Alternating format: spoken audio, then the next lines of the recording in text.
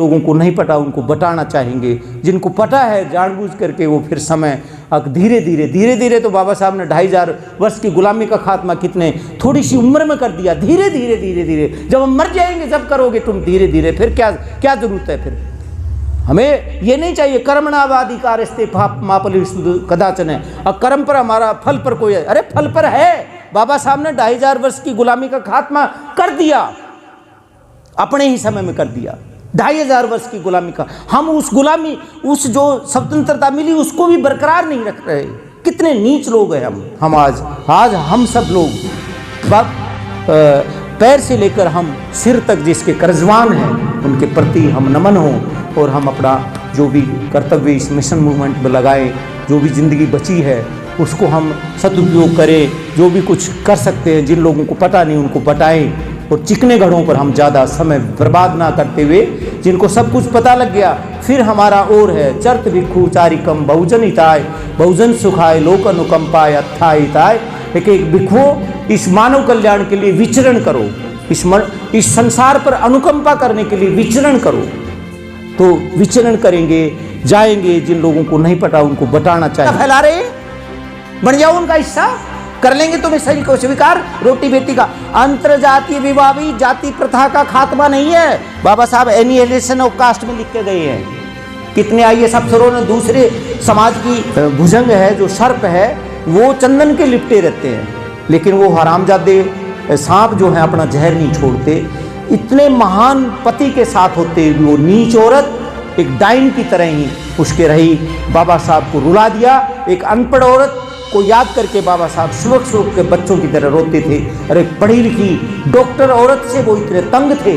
उस महान माता को देख करके उन्होंने हिंदू कोड बिल दिया, भारत की नारी को आज़ाद किया, लेकिन उस नीच औरत से तंग आकर के वो उसको तलाक देना चाहते थे। लेकिन उसी रात को ही बाबा साहब की रहस्यमयी मौत हो गई और बाबा साहब का पोस्टमार्टम तक भी नहीं हुआ।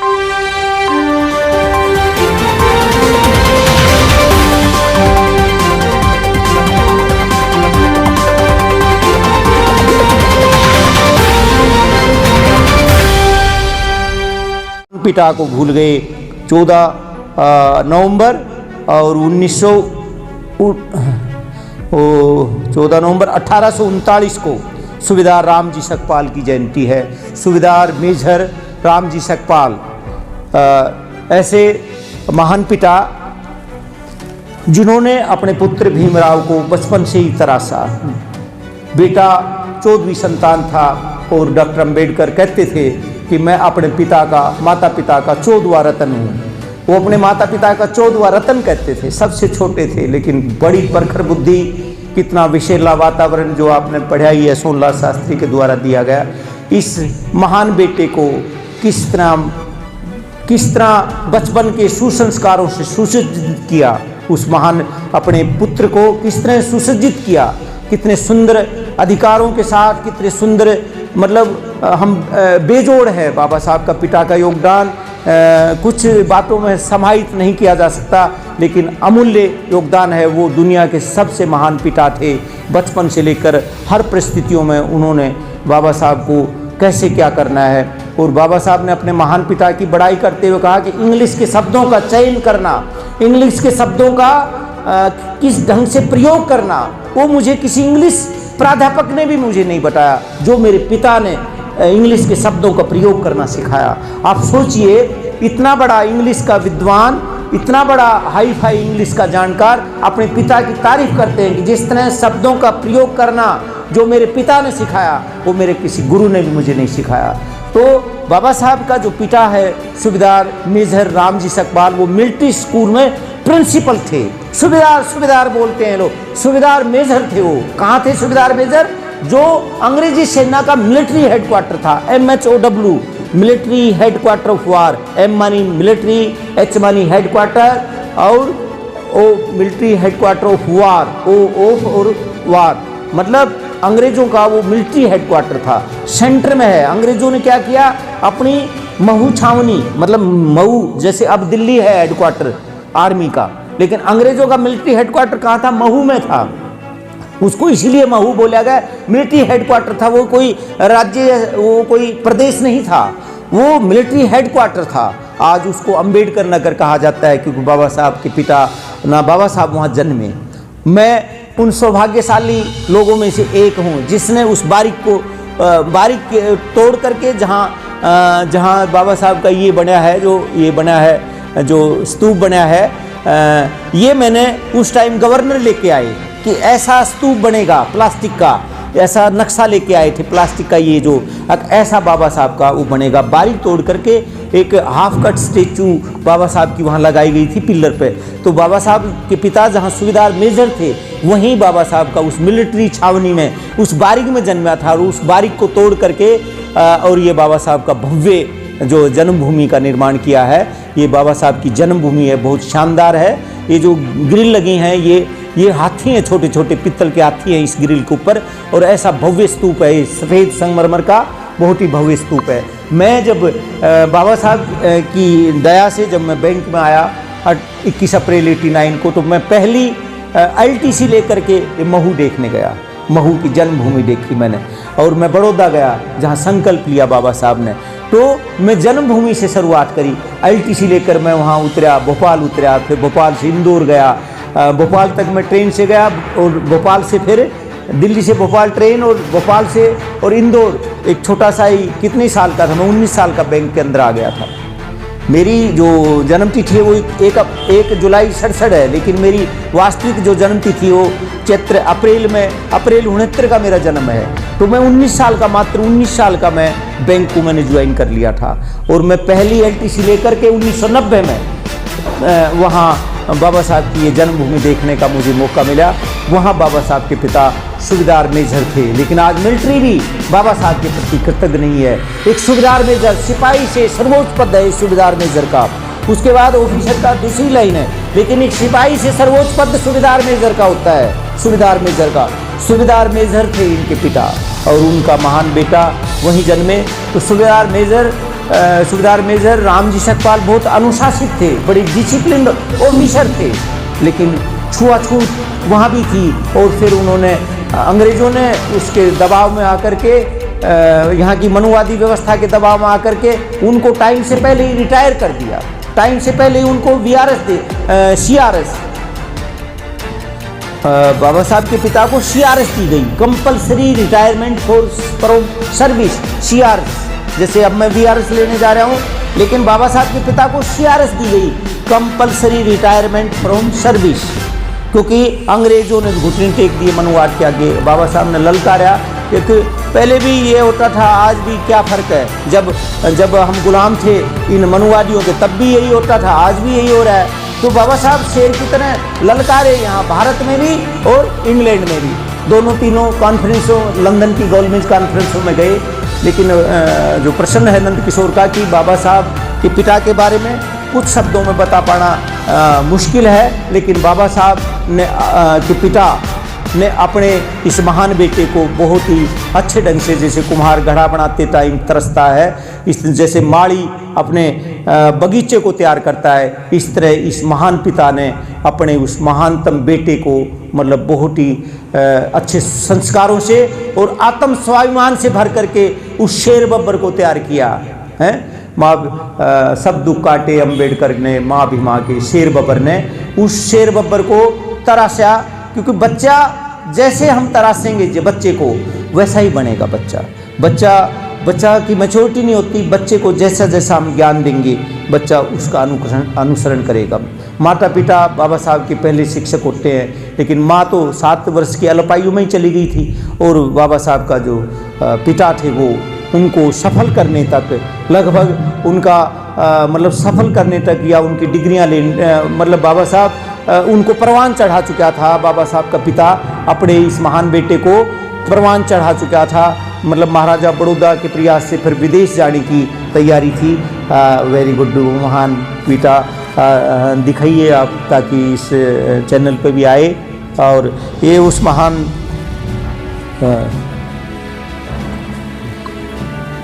मेजर रामजी सकपाल, परसों हम उनका जन्मदिन मना के गौरवान्वित होंगे, और आप सबसे गुजारिश है कि उस दिन आप लोग छुट्टी कर लें और उस संसार के सबसे महान पिता का हम जन्मदिन सेलिब्रेट करें। हम भी धन्य हों और जो लोग भी शामिल हों सब धन्यता महसूस करें। तो नंदकिशोर बोस जी, उनके पिता, ऐसे महान पिता को हम शब्दों में बांध नहीं सकते, और उस महान पिता को हम बाकी विस्तृत जो भी संभव हो पाएगा परसों हम उनके बारे में बताने का प्रयास करेंगे। परसों उनका महान जन्मदिन है। दोनों पत्रकारों को, जो भी लोग मौजूद हैं, सबको इस महान मंगल दिन के लिए आज ही मैं निमंत्रण दे रहा हूँ। उस महान पिता को हम नमन करेंगे। ऐसे महान पिता जिसकी बदौलत बाबा साहब तैयार हुए, उसमें सहभागिनी बनी उनकी महान पत्नी रमाबाई। लेकिन दोनों पति पत्नियों को वो जो आदर्श गुरु के तौर पर खड़े थे, एक आदर्श पिता और एक आदर्श ससुर के तौर पर थे, और एक आदर्श महामानव तैयार करने के लिए इस दोनों, लेकिन दोनों ही जो सहभागी बने, महान पिता भी पहले ही चले गए और महान माता भी रमाबाई भी पहले ही बाबा साहब का साथ छोड़ गई। अपने पिता की छत्र छाया थी तो पत्नी का सहयोग था, और फिर ऐसी नीच औरत आई उनके संपर्क में जो मिलने से भी मना कर देती थी बाबा साहब को होते हुए, जिसको ये सारा दलित वर्ग जिसको कहता था माई साहब, जिसको कितना इज्जत देता था ये सारा जो अछूत समाज था, वो माई साहब कहता था। क्योंकि माई साहब क्योंकि बाबा साहब की पत्नी थी इसलिए उसको आदर देते थे। लेकिन माई साहब कितनी जल्लाद थी, ये बाबा साहब के जो बाबा साहब के निकट सहयोगी है सोनलाल शास्त्री और नानक चंद रट्टू के प्रसंगों में आपको पता लगेगा कितनी जल्लाद औरत भी बदल नहीं पाई। कहते हैं ना, विष नहीं तजत भुजंग, जैसे भुजंग है जो सर्प है वो चंदन के लिपटे रहते हैं, लेकिन वो हरामजादे सांप जो है अपना जहर नहीं छोड़ते। इतने महान पति के साथ होते हुए वो नीच औरत एक डाइन की तरह ही उसके रही, बाबा साहब को रुला दिया। एक अनपढ़ औरत को याद करके बाबा साहब सुबह के बच्चों की तरह रोते थे। अरे पढ़ी लिखी डॉक्टर औरत से वो इतने तंग थे। उस महान माता को देख करके उन्होंने हिंदू कोड बिल दिया, भारत की नारी को आज़ाद किया, लेकिन उस नीच औरत से तंग आकर के वो उसको तलाक देना चाहते थे। लेकिन उसी रात को ही बाबा साहब की रहस्यमयी मौत हो गई और बाबा साहब का पोस्टमार्टम तक भी नहीं हुआ। और उनकी 2 रहस्यमयी किताब भी यहाँ पे हैं कि बाबा साहब की सस्पेक्टेड डेथ है। तो उस नीच औरत के द्वारा, क्योंकि पोस्टमार्टम क्यों नहीं हुआ गया, और उनको ज़बरदस्ती दिल्ली से गद्दार जगजीवन राम के द्वारा दिल्ली से बम्बई ले आया गया और बाबा साहब को वहाँ उनको अंतिम वो दी गई। तो कृतघ्न औरत, और फिर बाद में उसी कृतघ्न औरत को भाइयों ने और परिवार ने दुत्कार दिया।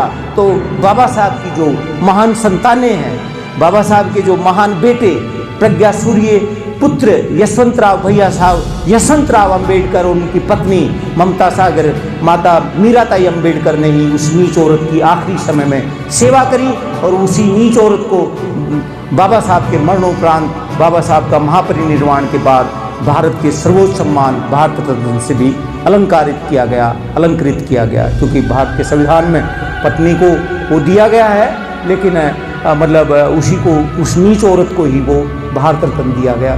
तो ऐसी कृतघ्न ताकि ये मिसाल दुनिया में कहीं नहीं मिलेंगी। ऐसी कृतघ्न पत्नी और ऐसी कृतघ्न मौसी, एक पत्नी और एक मौसी, जितना जुल्म किया इस बचपन भीमराव का, कितनी विकृत परिस्थितियों में, कितनी निकृष्ट परिस्थितियों में भी, परंतु फिर भी उसने मतलब इन दुश्मनों को फिर भी उन्होंने माफ़ कर दिया। Forgiveness is the best form of revenge. इसी तरह उनके महान अनुकरणीय महान पुत्र जो थे, अनुकरणीय जो अनुयायी थे अफ्रीका के, जो अंबेडकर हैं, डॉक्टर नेल्सन मंडेला ने भी अपने दुश्मनों को माफ़ कर दिया। 85% काले लोगों पर जो 15% गोरे लोग जो जुल्म करते थे, उन जुल्मियों को भी, क्योंकि बाबा साहब उनके प्रेरणा स्रोत थे, उस डॉक्टर नेल्सन मंडेला ने कहा अब इस भारत की, इस अफ्रीका की धरती पर अब किसी के साथ कोई भेदभाव नहीं होगा, इस पर गोरे और काले लोग दोनों सीना तान कर चलेंगे। तो उसको अफ्रीका का अंबेडकर कहा गया। इन महानतम मनुष्य को जितना भी याद किया जाए मतलब कम है। मैं 35 वर्ष में मेरी पिपासा बुझी नहीं। अब भी मैं सोचता हूँ सारी किताबें हम खरीद लें, मतलब बहुत सारी किताबें संग्रहित की गई। यहाँ कोई भी किताबें मेरे हिसाब से कोई डोनेटेड नहीं है। यहाँ पे कोई भी किताब इस बुद्ध विहार में सारी की सारी किताबें मैंने खरीदी हैं और उनको पढ़ा भी होगा, क्योंकि इतना लालायित रहे हैं। अब इस व्यस्त बैंकिंग कार्यक्रम में शायद गड़बड़ रही है, लेकिन इस बंधन को भी, हम सरकारी बंधन को अब हम जल्दी छोड़ने जा रहे हैं और इस महान मिशन को हम जितना हम संभव होगा अब अपना शेष जीवन इस महानतम मिशन के लिए लगाएंगे। और बच्चों की पढ़ाई के लिए सेकेंडरी बच्चों की पढ़ाई है, लेकिन फर्स्ट हमारा जिसकी वजह से बच्चे भी आज सही ढंग से पढ़ पा रहे हैं, जिसकी वजह से हमारे माँ बाप या हम सुख की ज़िंदगी गुजार रहे हैं, पहला हमारा मिशन है ये जो महानतम आंदोलन है, जिसकी वजह से हम ये सब कुछ भोग पा रहे हैं, अपने बच्चों को पढ़ा पा रहे हैं। तो पहले है ना, वो कहते हैं ना, ये नीच लोग कहते हैं कि वो कहते हैं ना कि प्रथम पूजे, वो क्या कहते हैं, गुरु गोविंदो हूँ मिले काकू लागे पाए, बलिहारी गुरु आपने जिन गोविंदियों मिलाए। तो बलिहारी हम किसके हैं? बाबा साहब के हैं। इस महान वृक्ष के फल खाए हैं, कहते हैं ना, इस महान फल कैसे, जब वो पक्षी एक फलदार वृक्ष को जब आग लगी तो एक राहगीर ने पूछा कि आग लगी इस वृक्ष को जले डाल और पात, तुम क्यों जलते पक्षियों जब पंख तुम्हारे पास। आग लगी इस वृक्ष को जले डाल और पात, तुम क्यों जलते पक्षियों जब पंख तुम्हारे पास। क्या कहा पक्षियों ने कृतज्ञता जताते हुए, क्या कहा? फल खाए इस वृक्ष के बीट लथेड़े पात, अब धर्म हमारा यही कहे हम जले इसी के साथ। अब हमारा धर्म यही कहता है हम मरे जब भी जय अम्बेडकर निकले हमारे मुंह से, क्योंकि जो भी कुछ मिला है वो बाबा साहब की बदौलत। हमारी कितना निकृष्ट जीवन था हमारा, कोई से बदतर जिंदगी था, जिसकी वजह से आज हम कार में घूम रहे हैं, जिसकी वजह से हमको सारा सम्मान मिलता है, जिसकी वजह से मैं मैनेजर बना, जिसकी वजह से आज मेरे रोम रोम में मैं हर्षित हो रहा हूँ। जो हमारे माँ बाप से बढ़ कर के थे, माँ बाप तो जन्म देते रहते थे, कुत्ते बिल्लियों की तरह जिंदगी जीकर गंदे नालों में सड़ कर हम चले जाते थे। हमारे माँ बाप से बढ़कर बाबा साहब थे। तो फल खाए इस वृक्ष के बीट लथेड़े पात, अब धर्म हमारा यही करे हम जले इसी के साथ। पहला हमारा मिशन है, फिर हमारी औलाद है, हमारे माँ बाप हैं, पहले हमारा मिशन, फिर हमारे माँ बाप और फिर हमारी औलाद है, जिनकी वजह से ये सब कुछ फलीभूत हुआ, जिनकी वजह से हम अपने बच्चों को पढ़ा पा रहे हैं। तो हम नमन है हम इस महामानव को कि उसकी वजह से हम आज हम सब लोग पैर से लेकर हम सिर तक जिसके कर्जवान हैं उनके प्रति हम नमन हों और हम अपना जो भी कर्तव्य इस मिशन मूवमेंट में लगाएं, जो भी ज़िंदगी बची है उसको हम सदुपयोग करें, जो भी कुछ कर सकते हैं, जिन लोगों को पता नहीं उनको बताएं और चिकने घड़ों पर हम ज़्यादा समय बर्बाद ना करते हुए, जिनको सब कुछ पता लग गया, फिर हमारा और है चर्त भिक्षु चारिकम बहुजन हिताय, बहुजन सुखाय लोक अनुकंपाय अत्थाय हिताय। एक भिक्षुओं इस मानव कल्याण के लिए विचरण करो, इस संसार पर अनुकंपा करने के लिए विचरण करो। तो विचरण करेंगे, जाएंगे, जिन लोगों को नहीं पता उनको बताना चाहेंगे, जिनको पता है जानबूझ करके वो फिर समय अब धीरे धीरे तो बाबा साहब ने 2500 वर्ष की गुलामी का खात्मा कितने थोड़ी सी उम्र में कर दिया। धीरे धीरे जब हम मर जाएंगे जब करोगे तुम धीरे धीरे, फिर क्या जरूरत है। फिर हमें ये नहीं चाहिए कर्मणावाधिकारस्ते मा फलेषु कदाचन है, और कर्म पर हमारा फल पर कोई, अरे फल पर है। बाबा साहब ने 2500 वर्ष की गुलामी का खात्मा कर दिया, अपने ही समय में कर दिया। 2500 वर्ष की गुलामी का हम उस गुलामी, उस जो स्वतंत्रता मिली उसको भी बरकरार नहीं रख रहे। कितने नीच लोग हैं हम, कितने कृतघ्न लोग हैं। मतलब हम सारे मिलकर ही, बाबा साहब तो कह रहे हैं यदि मैं 4 वर्ष भी जीवित रहा तो पूरे भारत को बौद्ध में बढ़ा दूंगा।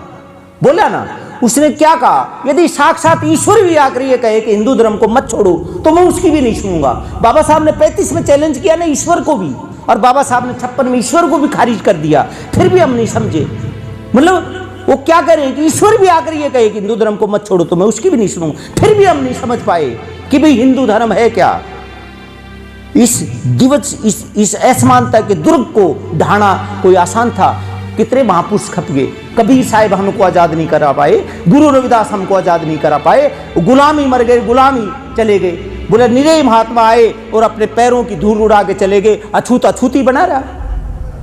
निरीह महात्मा आए और अपने पैरों की धूल उड़ा के चले गए, अछूता छूत ही रहा। अब भावुकता के तौर पर नंद किशोर पूछते हैं, जब जुल्म होते हैं, जो जुल्म होते हैं, जब उसकी सही सलामत दुकान चल रही थी, क्या बाबा साहब याद आए?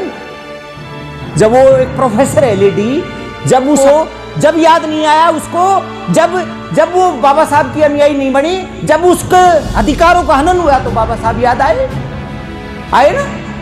जब याद आए, हम भावुकता में उनके साथ हो लेते हैं। ऐसे जो बौद्ध नहीं है वो बाबा साहब के अनुयायी नहीं है, जो बौद्ध हैं वही बाबा साहब के फॉलोवर हैं। जो बौद्ध नहीं है वो कृतघ्न लोग हैं। हाँ, उन लोगों को हमको बताना चाहिए जिनको पता नहीं है, और जिनको पता है उनका हमें समय नहीं बर्बाद करना है, उससे आगे बढ़ना है हमें। जिन लोगों को नहीं पता, हमें भी नहीं पता था, हमें रामायण का कथावाचक, हमें बताना हमारी जिम्मेदारी है, हम उनको बताएं, लेकिन हम उन पर ज्यादा समय व्यतीत ना करें। वो हमारी राह में रोड़े हैं, वो उन दुश्मनों से भी ज्यादा घातक है जो सब कुछ जान करके अपनी लाइब्रेरी भर ली है और फिर भी सन्मार्ग पर नहीं है, जो जातियां फैला रहे हैं, इस विष वृक्ष को फल फुला रहे हैं। तो ये सब कड़वे प्रवचन है, दुख होता है, क्या करें? फिर सुधर ही नहीं पा रहे लोग, सुधर ही नहीं पा रहे। हमने बल्कि संबंध विच्छेद कर देने चाहिए ऐसे लोगों से। मतलब हमारा कोई संबंध नहीं है, हमारा संबंध है बौद्धों से, हम अंतर्राष्ट्रीय हैं। वो लोग जाति का जहर को ला रहे हैं, जाति पाति को बीज बो रहे हैं। कैसे बाबा साहब के फॉलोअर हैं? उनका जब SC एक्ट गड़बड़ हुआ तो सड़कों पर आ गए। हमारा एक्ट खत्म हो गया, तो कितने एक्ट दिए बाबा साहब ने? एक एक्ट के लिए सड़कों पर आ गए। सब कुछ ठीक चलता रहता है, SC एक्ट लागू रहता तो तुम अपने कोठियों में रहते, अपने मगन रहते। लेकिन जब तुम्हारा हनन होता है, जब बाबा साहब याद आते हैं, संविधान याद आता है, अन्यथा सब कुछ ठीक चलता रहे, कुछ याद नहीं आता। फिर तुम करोगे वहाँ राष्ट्रपति बन के भी मंदिर के आगे पौड़ियों पे बैठ के पूजा करोगे, फिर राष्ट्रपति बन करके भी ब्राह्मणों से शुद्धिकरण कराओगे। ये मानवता पर कलंक नहीं, मनुष्यता पर कलंक नहीं है? ये क्या है? मनुष्यता पर कलंक नहीं है? मनुष्य को अलंकृत किया बाबा साहब ने। ये जातियां मनुष्य को डिक्रीज कर रही हैं, मनुष्यता को कलंकित कर रही हैं। ये जातियां कलंक हैं मनुष्यता पर कलंक है। क्या होता है? जातियां भाई मोर है, ये तो नहीं हिंदू मोर है, मुस्लिम मोर है, ये ब्राह्मण मोर है, चमार मोर है, नाई मोर है, भैंस है, गाय है। ये पतितता है, ये नीचता है, ये बहुत ही निकृष्टता है। ये बहुत निकृष्टतम कानून थे। मनुस्मृति बहुत भेदभाव का कानून है, तो उस कानून को हम बरकरार रख रहे हैं। तो ये मनुष्यता नहीं है, मनुष्यता के प्रति कलंक है। और क्या कहे बाबा साहब, इतना बड़ा कहते हैं कास्ट इज एंटी नेशनल, राष्ट्र विरोधी है। फिर राष्ट्र विरोधी उन चीज़ों को हम ढो रहे हैं। तो ये कलंकता है, ये मतलब मनुष्यता पर हम कलंकित कर रहे हैं मनुष्यता को। तो कहते हैं जब वो सही बात कहते हैं तो तकलीफ होती है लोगों को, कड़वे प्रवचन देते हैं, है ना, तो तकलीफ होती है। जैसे उसका तरुण सागर थे ना, जैन मुनि तरुण सागर, कड़वे प्रवचन, वह सुधरे नहीं। हम 19 साल का सुधर सकते हैं, इतने बड़े बड़े फोन ले रहे हो, सुधरे नहीं। सब कुछ है ना इसमें, अच्छी चीज देखो ना, कैसे हमको कैसे याद कर। नहीं, बाबा साहब का जिक्र मत करना, बाबा साहब का फोटो नहीं लगाना, हरामजादे कुत्तों हो जाओ शामिल उनमें जो असमानता फैला रहे हैं, बन जाओ उनका हिस्सा, कर लेंगे तुम्हें सही को स्वीकार। रोटी बेटी का अंतरजातीय विवाह भी जाति प्रथा का खात्मा नहीं है। बाबा साहब एनिहिलेशन ऑफ कास्ट में लिख के गए हैं। कितने IAS अफसरों ने दूसरे समाज की लड़कियों से शादी करी, कितने शेड्यूल कास्ट अफसरों ने, उनकी वो दुर्गति हो रही है, सारे गुलाम हो गए उनके। जो अंतरजातीय विवाह है वो जाति प्रथा का खात्मा नहीं है। बाबा साहब बहुत साल पहले कह रहे ना लोग, हम तो जात पात नहीं मानते, हमने तो गए दूसरी जाति में विवाह कर। जाति का मोह बना रहता है और फिर दोनों पक्ष टकराते हैं, दोनों के समाज टकराते हैं, फिर एक पक्ष का ही मजबूर हो, या तो लड़की का पक्ष हाईवे हो जाता है, ज्यादातर लड़की वालों का पक्ष रहे। ये सारे के सारे IAS गुलाम हैं उनके। वहाँ जो जिस माँ बाप ने बड़ी तकलीफों से वो IAS बनाया था, वो अपने माँ बाप को भी कह देता है कि घर में मत आओ, इस बामणी ने इस बनियाणी को ही हमने इज्जत देनी है, तुम घर में बताओ। और वो उनको नौकर तक बता देता है कि मेरे हमारे नौकर है। तो ये अपने माँ बाप को नौकर नौकरानी तक बता देते हैं। तो ऐसे नीच IAS पैदा नहीं करने हमने संस्कारवान देने हैं और उन बच्चों को हीन भावना से ग्रस्त होने से बचा लो। नहीं तो बच्चों में जैसे ही यहाँ का दूर का नहीं है, यहाँ का जो कमिश्नर रहे हैं जो डॉक्टर धनपत सिंह, जब मैं कॉलेज में पढ़ता था तो वो डीसी थे। कमिश्नर आप पता नहीं, प्रिंसिपल सेक्रेटरी आप पता नहीं, रिटायर हो रोड़ियावास के धनपत सिंह है या रेवाड़ी के पास। उसने कहा यहाँ कोई वो था उद्योगपतियों का सम्मेलन शेड्यूल, कहता जैसे ही हम अपनी जाति का बखान करते तो हमारा दजी निकल जाता है। आप हवाई जहाज में यात्रा कर रहे हैं, ट्रेन में यात्रा कर रहे हैं, आपकी पर्सनैलिटी देखकर सारी चीज़, लेकिन वो आदमी बात करता है, वो औरत बात करती है, सब बात करेंगे। जैसे ही आपकी जाति का पता लगा, उसके जैसे सांप ने डस लिया और तुरंत मुंह ने मोड़ देगा और आपसे बातचीत करना बंद। तो ये क्या है? फिर भी हम उसको ढो रहे हैं। सब कुछ बता दिया बाबा साहब ने, तो फिर हम उसको क्यों ढोए, है ना? तो इसका मुझे बड़ी खुशी हुई। ये ज्योति की माँ मम्मी जो हमारी बड़ी बहन, आज उसने विचार, नितेश भी वहीं खड़ा था, कहती भाई मैं बौद्ध धर्म की दीक्षा ले। मैं कहा जी स्वागत है। एक घर में भी अनेक धर्मों के लोग रह सकते हैं, संविधान ने व्यवस्था दी है। कोई भी आज़ाद है, 18 वर्ष से ऊपर का कोई भी मनुष्य कोई भी बौद्ध बन सकता है।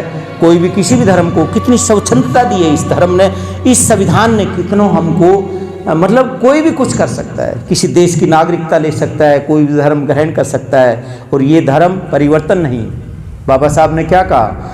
लगभग सभी संसार के सभी धर्मों का 21 वर्ष घोर अध्ययन करने के बाद मैं इस निष्कर्ष पर पहुंचा, मेरे जो पुरखों का धर्म है बौद्ध धर्म, वही दुनिया का सबसे अच्छा धर्म है। मैं कोई धर्म परिवर्तन नहीं कर रहा, मैं तो वापस अपने पुरखों के धर्म में जा रहा हूँ, जहाँ से ज़बरदस्ती हमें हिंदू बनाएगा, जहाँ से बलात् हमें हिंदू बनाएगा।